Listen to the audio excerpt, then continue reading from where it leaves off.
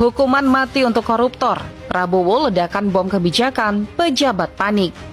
Suasana di Istana Negara mendadak mencekam saat Presiden Prabowo Subianto mengumumkan kebijakan paling kontroversial dalam sejarah pemberantasan korupsi di Indonesia. Saya akan melawan korupsi dengan sekeras-kerasnya dan dengan segala tenaga dan upaya yang bisa saya kerahkan tanpa pandang bulu.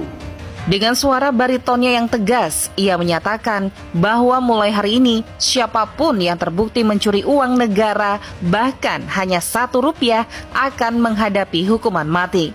Pernyataan tersebut langsung meledak seperti dinamit di tengah ruang konferensi yang dipenuhi pejabat dan jurnalis. Banyak yang awalnya mengira ini hanyalah retorika kampanye yang tak akan pernah terwujud. Namun dalam hitungan menit, kebijakan ini resmi dituangkan dalam peraturan pemerintah pengganti Undang-Undang Perpu, memberikan kewenangan luar biasa bagi Kejaksaan Agung dan Komisi Pemberantasan Korupsi KPK untuk menindak para pelaku tanpa ampun. Reaksi pun beragam.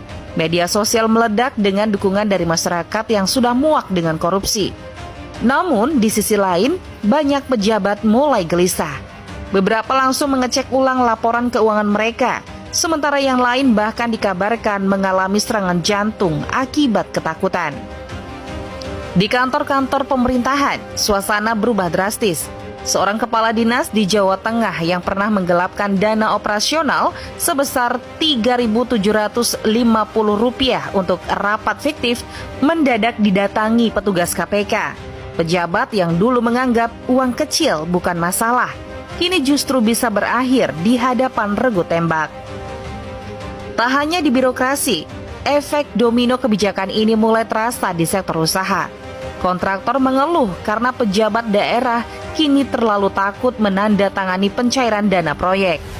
Di beberapa kementerian, para pegawai memilih menunda keputusan anggaran demi menyelamatkan diri, menyebabkan birokrasi yang sudah lambat menjadi semakin lumpuh. Di tengah kepanikan ini, beberapa kepala daerah mencoba meminta kejelasan hukum terkait batasan korupsi skala kecil. Namun hingga kini belum mendapat jawaban.